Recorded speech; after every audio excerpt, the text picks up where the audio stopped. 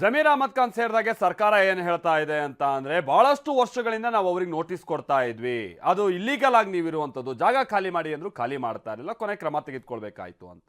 ಹೀಗೆ ಮೊನ್ನೆ ಮನೆಯನ್ನೆಲ್ಲ ಡೆಮಾಲಿಷನ್ ಮಾಡಿರುವಂಥ ಕಾರಣಕ್ಕಾಗಿ ಹತ್ತತ್ರ 8 ದಿನಗಳಾಯಿತು.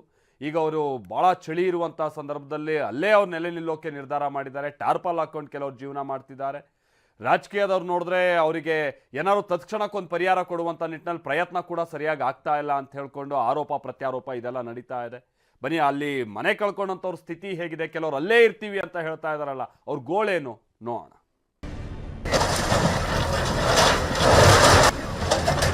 ನಿರಾಶ್ರಿತರಿಗೆ ಆಶ್ರಯ ಬೇಕು. ಕನಿಕರ ಇಲ್ಲದ ಅಂತ ಇಂಥ ಜನ ವಿರೋಧಿ ಸರ್ಕಾರ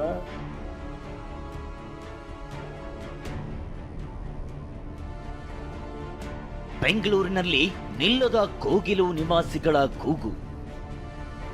ಮನೆ ನಾಶ ಆದ್ರೂ ಟಾರ್ಪಲ್ ಹಾಕಿಕೊಂಡು ಜೀವನ. ಒತ್ತುವರಿ ತೆರವು ಶಾಕ್. ಬೀದಿಗೆ ಬಿದ್ದ ನೂರಾರು ಕುಟುಂಬ. ಕಣ್ಣೀರಿನಲ್ಲಿ ಕೈ ತೊಳೆಯೋ ಪರಿಸ್ಥಿತಿ. ಸಣ್ಣ ಸಣ್ಣ ಮಕ್ಕಳ ಜೊತೆ ಬೀದಿಯಲ್ಲಿ ಬದುಕುವ ಸ್ಥಿತಿ. ಇಷ್ಟೆಲ್ಲ ದೃಶ್ಯ ಕಂಡು ಬಂದಿದ್ದು ಬೆಂಗಳೂರಿನ ಕೋಗಿಲು ಲೇಔಟ್ನಲ್ಲಿ. ನೂರಾರು ಮನೆಗಳನ್ನ ತೆರವು ಮಾಡಿದ್ರು ಸಂತ್ರಸ್ತರು ಮಾತ್ರ ಪಟ್ಟು ಸಡಿಲಿಸ್ತಿಲ್ಲ. ಮನೆ ನಾಶ ಆದ್ರೂ ಪರವಾಗಿಲ್ಲ, ಸ್ಥಳದಲ್ಲೇ ಟಾರ್ಪಲ್ ಹಾಕೊಂಡು ಜೀವನ ಮಾಡ್ತೀವಿ ಅಂತ ಸಮರ ಸಾರಿದ್ದಾರೆ. ನಾವು ಯಾವುದೇ ಕಾರಣಕ್ಕೂ ಕೋಗಿಲು ಲೇಔಟ್ ಬಿಟ್ಟು ಹೋಗೋದಿಲ್ಲ ಅಂತಿದ್ದಾರೆ.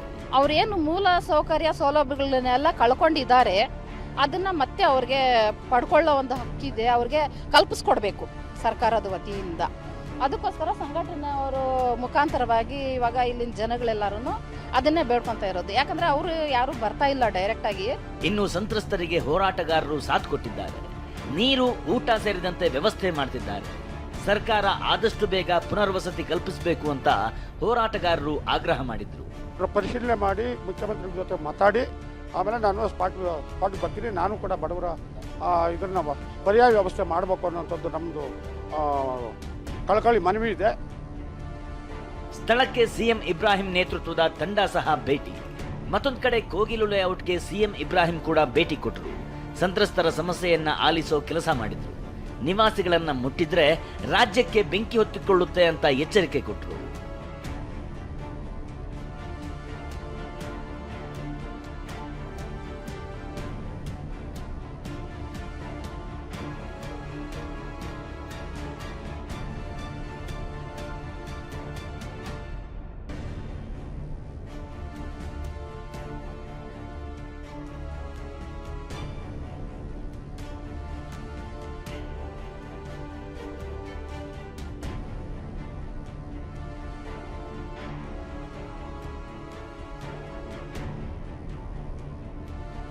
ಕನಿಕರ ಇಲ್ಲದ ಜನವಿರೋಧಿ ಸರ್ಕಾರ ಅಂತ ಬಿಜೆಪಿ ಶಾಸಕ ಅಶ್ವಥ್ ನಾರಾಯಣ್ ಆಕ್ರೋಶ ಹೊರಹಾಕಿದ್ರು. ಕನಿಕರ ಇಲ್ಲದ ಅಂತ ಇಂಥ ಜನ ವಿರೋಧಿ ಸರ್ಕಾರ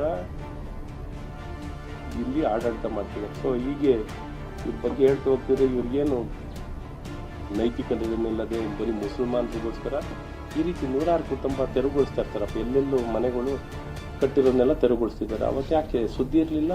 ಕೋಗಿಲು ಲೇಔಟ್ನಲ್ಲಿ ಒತ್ತುವರಿ ತೆರವು ವಿಚಾರದಲ್ಲಿ ಒಂದ್ ಕಡೆ ರಾಜಕೀಯ ನಡೀತಿದ್ರೆ ಮತ್ತೊಂದ್ ಕಡೆ ಮನೆ ಕಳೆದುಕೊಂಡು ಜನ ಬೀದಿಗೆ ಬಿದ್ದಿದ್ದಾರೆ. Bureau report, TV9.